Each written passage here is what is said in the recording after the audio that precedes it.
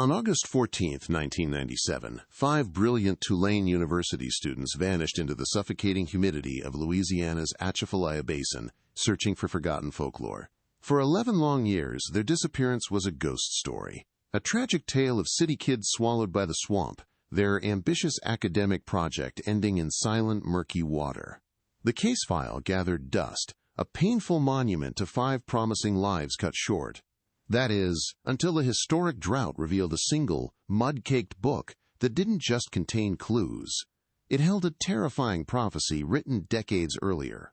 The discovery transformed a cold case into the chilling chronicle of a meticulously planned ritual. How could the truth, so dark and methodical, have been hidden in plain sight, mistaken for folklore for over a decade? Before we reveal how our rare academic text found in the dried-up mud turned an accident into a hunt for a killer, let us know in the comments where you're watching from, and be sure to subscribe. You won't want to miss the chain of events this single discovery set in motion.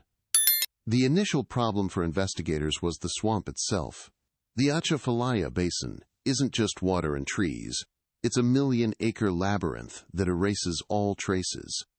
Within days, the official narrative was set: an accident.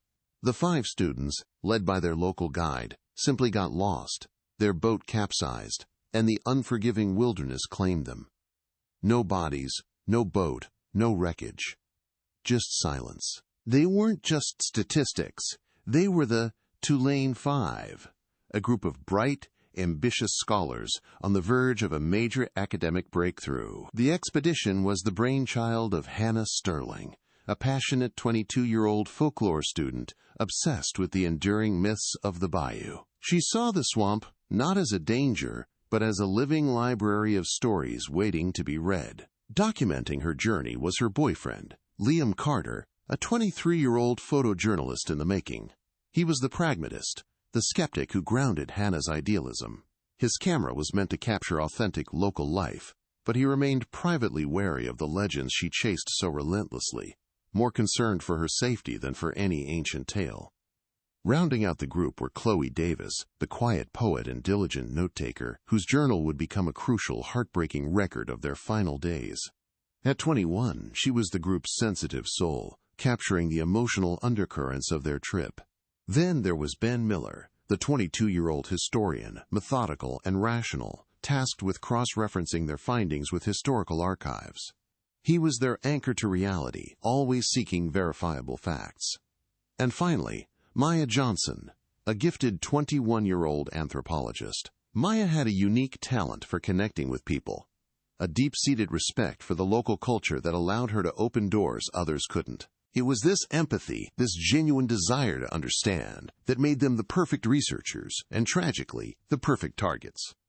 Their final point of contact with the outside world was a small, rustic fishing lodge in Brobridge. After days of preliminary interviews, they felt they had earned the trust of the locals enough to venture deeper. On the morning of August 14th, they hired Etienne Boudreau, an old Cajun guide with a reputation for knowing the swamp's most hidden channels. He was to take them into a remote area, a place whispered about but never officially documented. The last confirmed sighting came from a craw fisherman late that afternoon. He saw their flatboat turning into a narrow, cypress-choked waterway known ominously as Gator's Jaw Pass. A thick, soupy fog was rolling in, swallowing the boat and its passengers from view. They were expected back by nightfall. They never returned. The initial search was doomed from the start. The local sheriff's department, underfunded and ill-equipped to tackle the immense, treacherous terrain, conducted a perfunctory search of the main waterways for 2 weeks before officially calling it off. The guide, Etienne, was also missing, conveniently positioning him as just another victim of the swamp's indiscriminate nature. For the families, this was the beginning of an unbearable limbo. Hannah's father, a high school teacher, liquidated his entire retirement fund to hire private investigators who found nothing but dead ends and con artists. Chloe's parents, torn apart by grief and unspoken blame, eventually divorced. The story of the Lost Tulane 5 faded from headlines into a local cautionary tale, a ghost story told to scare tourists while 5 families were left to navigate a world without answers. For the families, the years that followed were a quiet, relentless form of torture. The world moved on. But for them, time was frozen on August 14, 1997. Every ringing phone held a flicker of hope, and every news report of remains found in the wilderness brought a fresh wave of dread.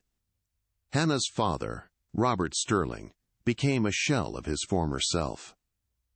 A man who once taught history with passion now spent his nights poring over maps of the Atchafalaya, his finger tracing the countless waterways where his daughter might be. He'd call the sheriff's department monthly, then yearly, his voice growing thinner with each call, until he was met with the weary, familiar response. "Nothing new to report, Mr. Sterling." The official file was closed, but for the families, the case was a wound that could never heal. The concept of ambiguous loss is a unique kind of hell, one without the finality of a funeral or a grave to visit. It's a grief suspended in time. Liam Carter's mother kept his room exactly as he had left it, the faint smell of darkroom chemicals still lingering in the air, a shrine to a son who was neither alive nor confirmed dead. Chloe Davis's parents, unable to navigate their shared sorrow, drifted apart. The silence in their home grew heavier than any argument, each blaming the other, and themselves, in unspoken ways until their marriage finally fractured under the strain.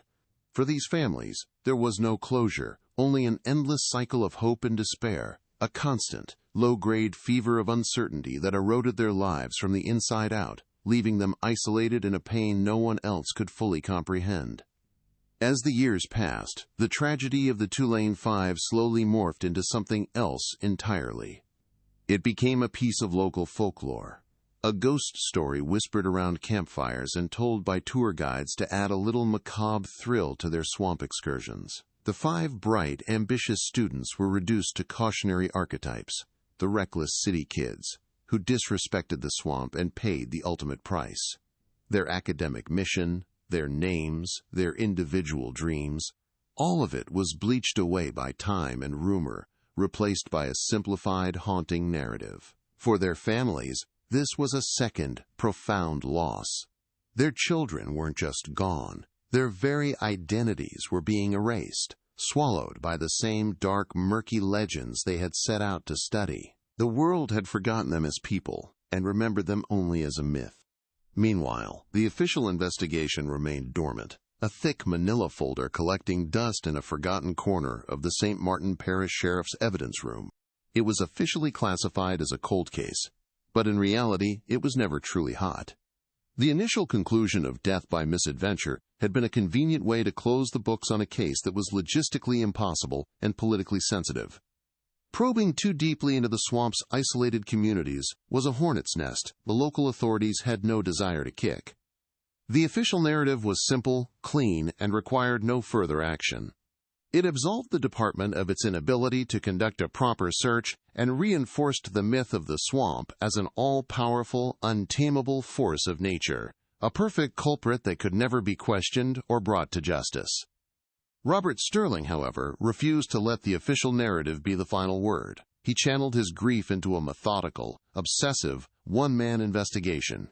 He spent thousands of dollars on private detectives who took his money and delivered nothing but vague reports and dead ends.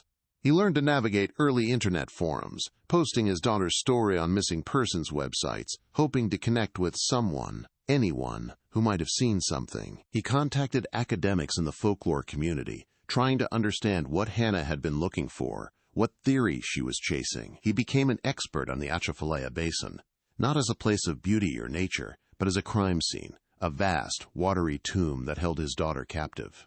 His quest for answers became his only reason for living, a promise he had made to Hannah that he would never break. The silence from the local community was perhaps the most confounding and painful obstacle. When Robert or other family members would make the grim pilgrimage to Breaux Bridge, they were met with a wall of polite but firm resistance. People would offer condolences, a shared look of sorrow, but when asked for details, memories would suddenly grow hazy, eyes would shift, doors would gently close. It wasn't overt hostility. It was something deeper, a collective, unspoken pact to protect their own. They saw the students not as victims of a potential crime, but as outsiders who had trespassed into a world they didn't understand.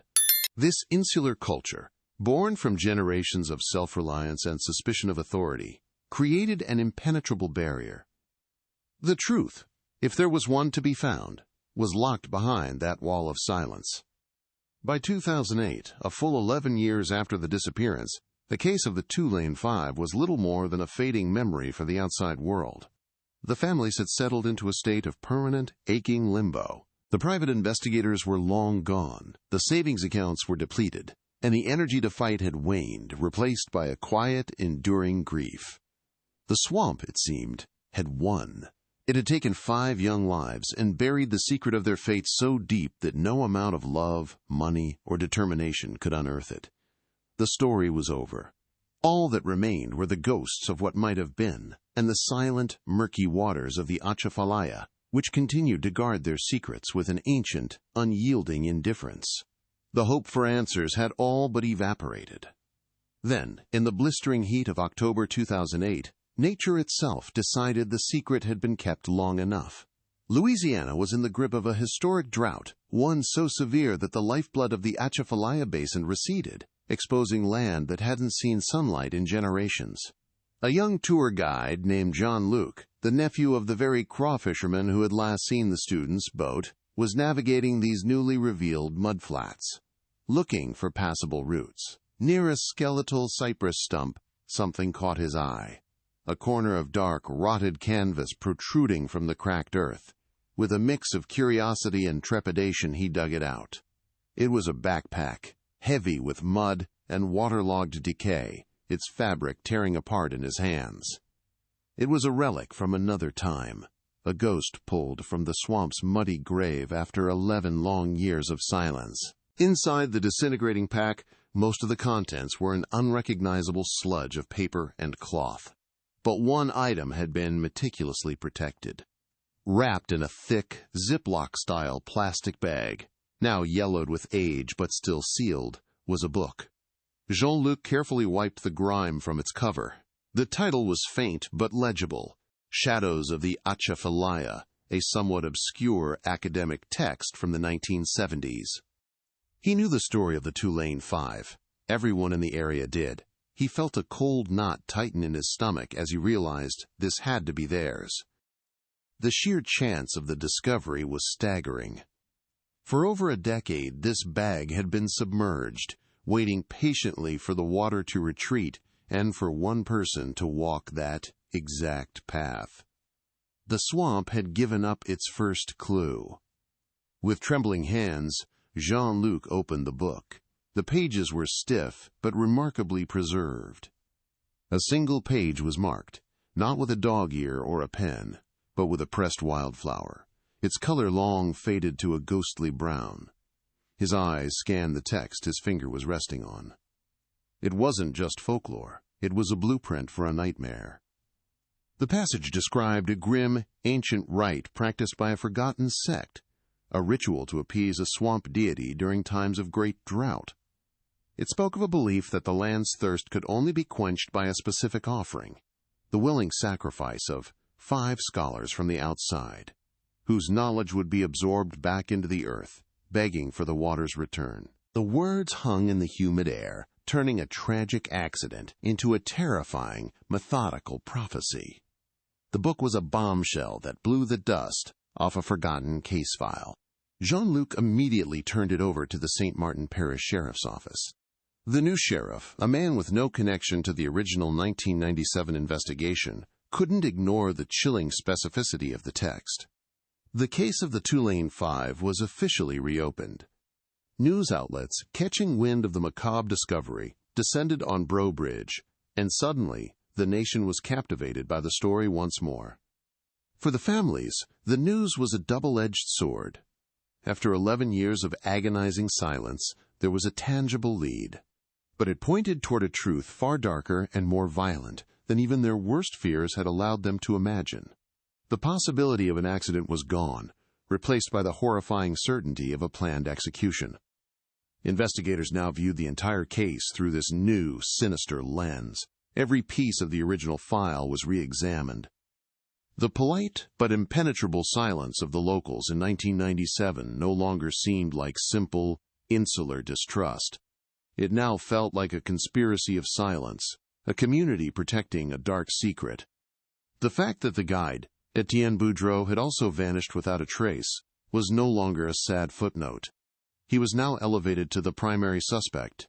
Was he a victim alongside them, or was he the shepherd who led the lambs to slaughter? The official narrative of 5 city kids getting lost in the swamp had crumbled, replaced by the chilling hypothesis that they had been deliberately lured into a trap, their academic curiosity exploited to fulfill a ghastly, predetermined fate. The story's resurgence caught the attention of an investigative journalist from Atlanta, a woman known for her work on cold cases in the rural South. She became obsessed with the book, not just for what it said, but for what it might have left out.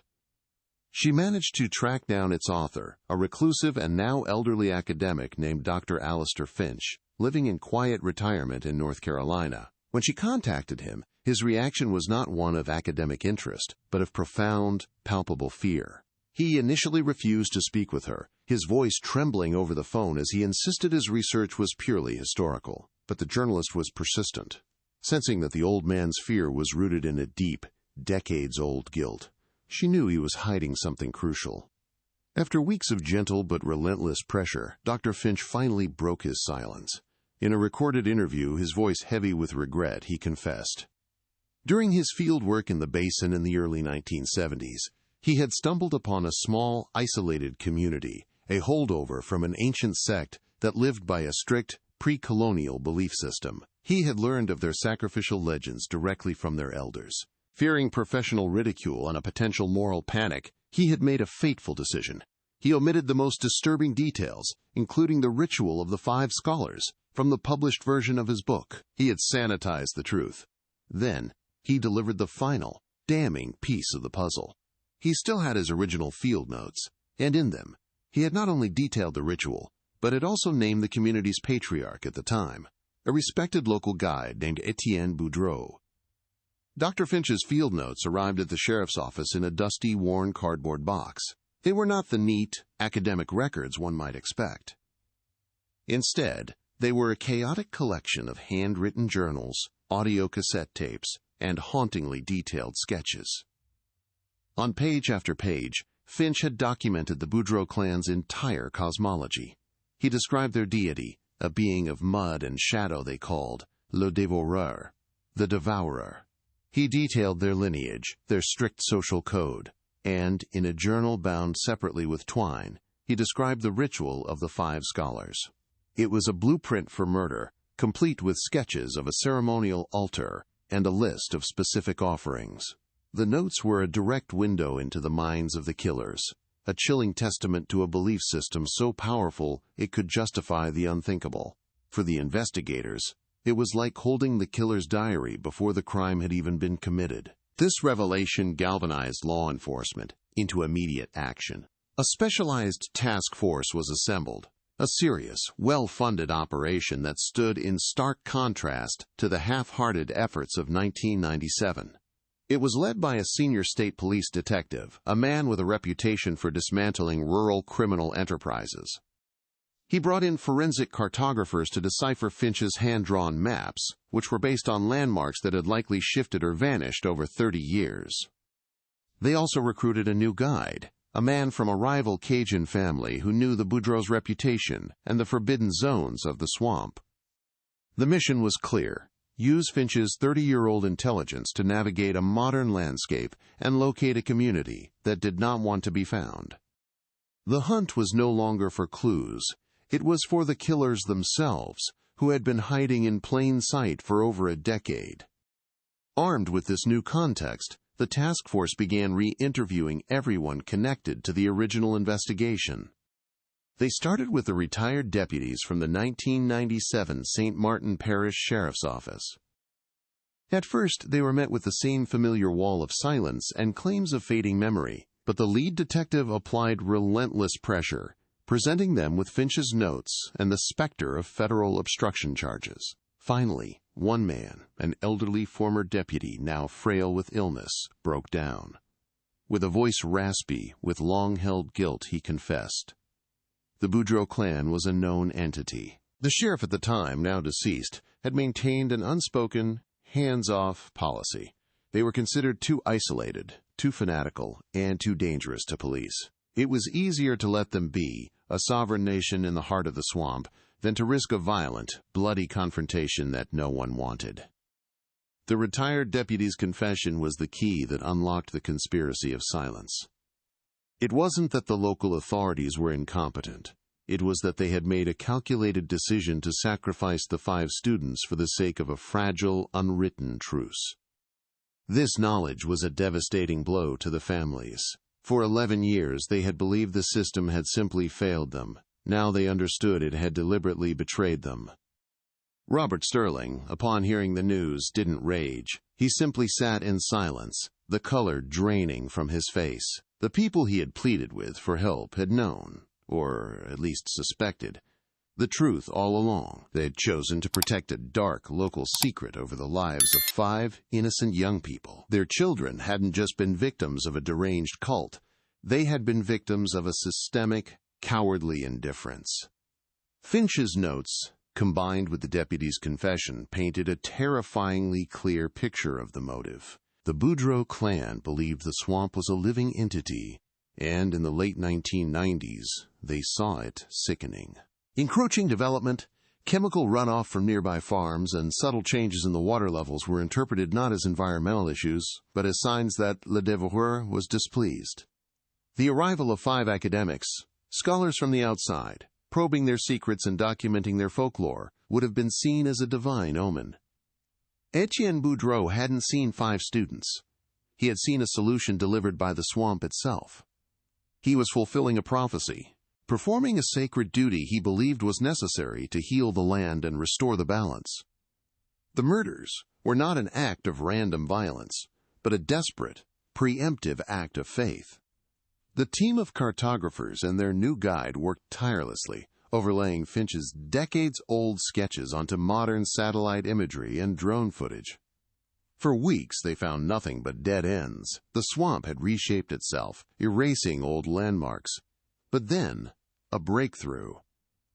One of Finch's most detailed drawings was of a unique lightning-scarred cypress tree, which he had noted stood at the entrance to the Boudreaux's hidden territory.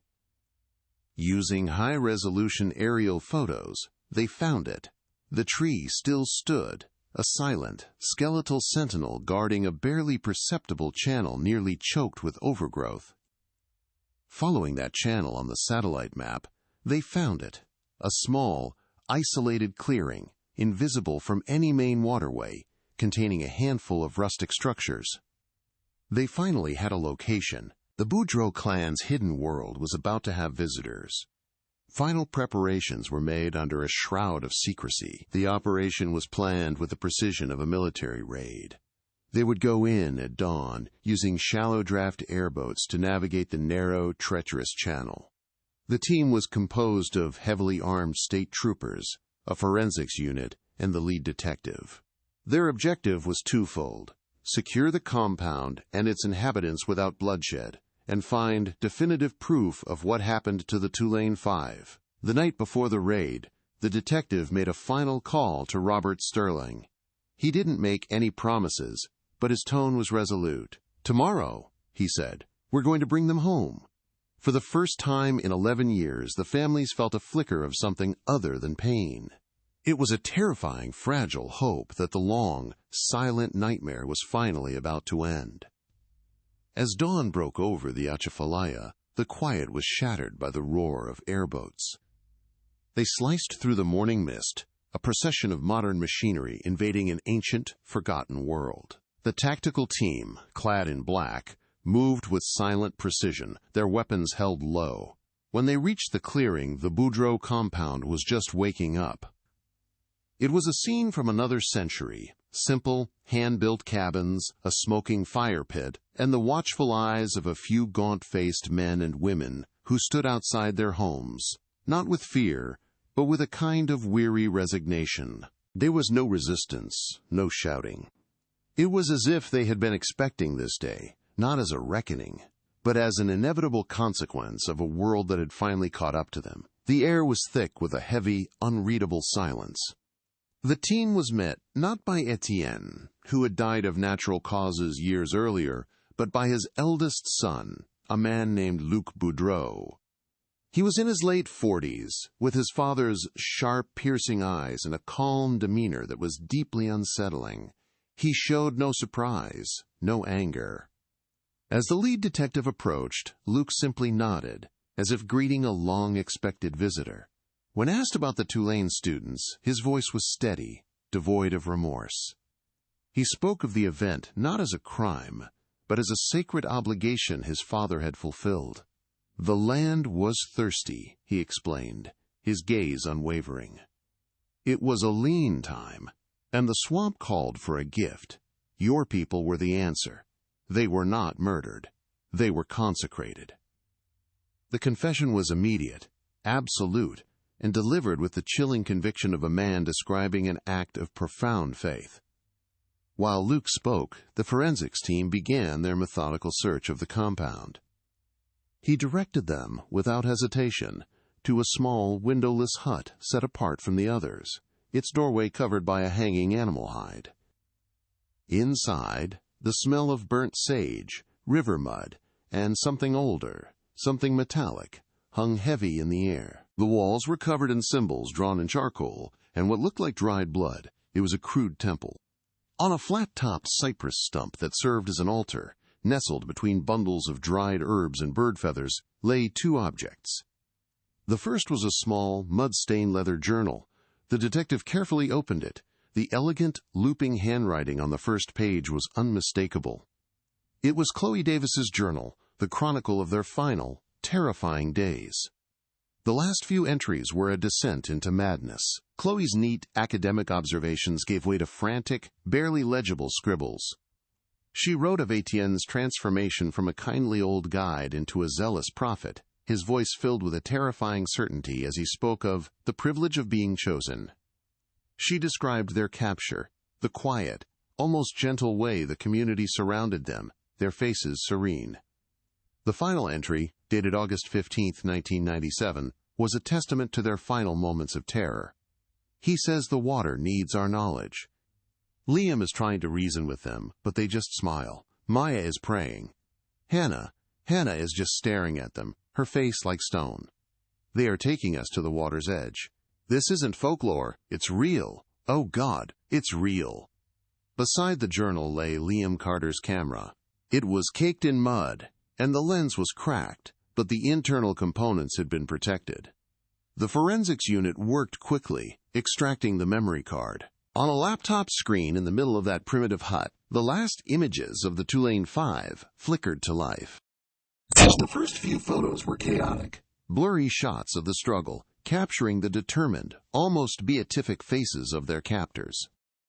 Then, a sharp, horrifyingly clear image of the ceremonial altar by the water, exactly as Finch had sketched it decades before. The final photograph was a portrait of pure defiance.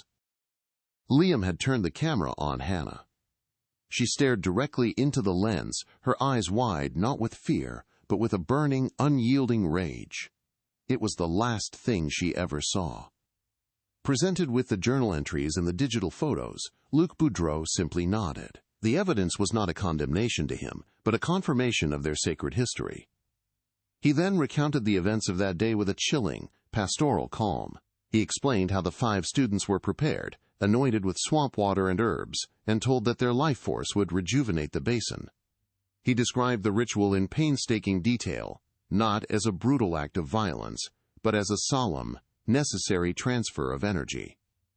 When the detective finally asked him where the students were, Luc pointed a steady hand toward a dark, still pool of water at the far edge of the clearing, a place where the cypress trees grew so thick that the sunlight barely touched the surface. "They are with Le Devoreur," he said.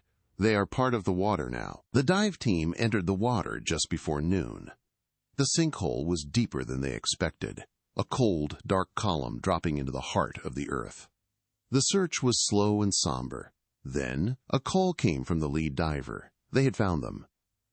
One by one, the remains of the 5 students were brought to the surface, their bones wrapped in the remnants of the ceremonial cloths Luke had described. After 11 years of agonizing uncertainty, Hannah, Liam, Chloe, Ben, and Maya were finally found. For their families, the news was a devastating final blow. The faint, cruel flicker of hope that had sustained them for over a decade was extinguished forever. There was no miracle. There was only the brutal, heartbreaking truth, pulled from the mud of a place that had held its secret for far too long. The case was closed. The trial of Luc Boudreau and 6 other members of his community became a national media spectacle. It was a surreal clash of centuries, played out in a sterile, modern courtroom in St. Martinville. The defendants, dressed in ill-fitting donated clothing, sat with a placid, unnerving calm, their eyes showing no remorse, only a profound and unshakable certainty in their actions. Their public defender argued a case of cultural insanity, claiming they were incapable of understanding modern law, governed as they were by a belief system that predated the state itself. But the prosecution, armed with Chloe's journal and Liam's final, damning photographs, painted a simple, brutal picture. This was not a matter of faith, but a meticulously planned, cold-blooded ambush and murder of 5 innocent young people. The jury, and the world watching, was left to grapple with a motive that defied all rational explanation. The verdict was swift and unanimous, guilty on all counts of kidnapping and first-degree murder. As the judge delivered the sentence, life in prison without the possibility of parole for Luke and the other adult men involved, he spoke directly to them, his voice heavy with condemnation. He acknowledged their stated beliefs but dismissed them as a justification for what he called an act of unfathomable cruelty and arrogance. He spoke of the 5 bright futures they had extinguished, the families they had shattered, and the terror the students must have felt in their final moments. In the eyes of the law, there was no ancient deity to appease, no sacred duty to fulfill. There was only a crime, a horrific one, and a debt to society that could never be fully repaid. The Boudreau clan listened impassively, their expressions unchanged, as if the judgment of this outside world was little more than a whisper in the wind. For the families of the Tulane 5, the verdict brought not catharsis but a profound and hollow ache. They sat together in the front row of the courtroom, a silent, stoic block of shared grief. When the word guilty was read, there were no tears of relief, no celebratory embraces. Robert Sterling simply closed his eyes, his shoulders slumping under the weight of 11 years of relentless fighting. The legal battle was over, the truth was public, and the killers were condemned. But the victory felt empty. It did not rewind time. It did not bring back Hannah's laugh or Liam's quiet smile. It was merely the final, brutal punctuation mark on a story that should never have been written. The cameras flashed around them, but the families saw nothing. They were alone with their ghosts, finally able to mourn a loss that was no longer ambiguous, but absolute. In the wake of the trial, state authorities moved in to dismantle what was left of the Boudreau compound. Social services agencies, accompanied by state troopers, arrived to take the remaining women and children into protective custody. The children, who had known nothing but the isolation of the swamp and the teachings of their elders, were thrust into a world they couldn't comprehend. The cabins were eventually condemned and torn down, the crude altar dismantled, and the clearing was left to be reclaimed by the relentless growth of the Atchafalaya. The Boudreau sect, a lineage that had survived in secret for generations, was effectively erased in a matter of months. Justice had been served for the 5 students, but it came at the cost of extinguishing an entire, albeit dark and dangerous, microculture, leaving a strange and complicated silence in its place. The families, determined that their children's deaths would not be in vain, channeled their grief into action. With the funds from a civil settlement and public donations, they established the 5 Lights Foundation. Its mission was twofold: to provide funding and strict safety protocols for university students conducting high-risk field research, and to promote projects that fostered respectful, ethical dialogue between academia and traditional communities. Hannah's passion, Liam's pragmatism, Chloe's sensitivity, Ben's methodical nature, and Maya's empathy became the 5 guiding principles of the organization. The foundation ensured that the tragedy of the Tulane Five would serve as a permanent, powerful lesson, a reminder that the pursuit of knowledge must always be tempered with humility, caution, and a profound respect for the worlds one seeks to understand. Years later, an elderly Robert Sterling made one final trip to the Atchafalaya Basin. He didn't go near Gator's Jaw Pass or the haunted ground where his daughter had died. Instead, he hired a small boat and asked the guide to take him to a quiet, sun-dappled stretch of open water. He sat there for hours, saying nothing, simply watching the egrets take flight and listening to the rhythmic hum of the swamp. The place that had been the source of his deepest horror was, in the end, just a place. A vast, beautiful, and indifferent wilderness. He had come not for answers or for vengeance, but for a final, quiet goodbye. As the sun began to set, painting the sky in hues of orange and purple, he scattered a handful of pressed wildflowers, Hannah's favorite, onto the water. They floated for a moment before the gentle current carried them away, back into the heart of the swamp. If you believe that no victim should be forgotten and that the search for truth is essential, please share this video. Don't forget to subscribe for more in-depth investigations into cases that need to be told. Thank you for listening. The story of the Tulane Five left an indelible scar on the soul of the Atchafalaya Basin. The swamp, once a place of mysterious beauty and local pride, is now forever intertwined with a narrative of ritualistic murder. For the communities bordering its murky waters, the trial brought not just exposure, but a deep and lasting shame. The wall of silence that had protected the Boudreaux clan for generations was revealed to be a foundation of fear and willful ignorance. Tourists still come, but the ghost stories they are told now carry the chilling weight of truth. The legend of Le Devourer has faded, replaced by the very real, very human horror of what happened at Gator's Jaw Pass. The swamp didn't kill those students. A dark and twisted belief, allowed to fester in isolation, was the true monster lurking in the shadows. From the depths of this darkness, the families forged a legacy of light. The Five Lights Foundation became more than just a memorial. It became a powerful force for change in the academic world. The Hannah Sterling Grant for Ethical Fieldwork now funds research that prioritizes community collaboration over invasive observation. The Liam Carter Visual Documentation Safety Fund provides state-of-the-art satellite phones and emergency beacons to student teams in remote locations. The Foundation's mandatory safety seminars, which use the Tulane Five case as a core lesson, are now a requirement for field studies at universities across the country. Through their tireless work, the families ensured that their children's names would be remembered not for how they died, but for the countless others who would now be able to pursue knowledge and return home safely. The case remains a deeply unsettling study in the collision of worlds. It wasn't a crime of passion, greed, or random violence. It was an act of faith. The Boudreaux clan operated on a moral compass completely alien to the society that condemned them. In their minds, they were not murderers.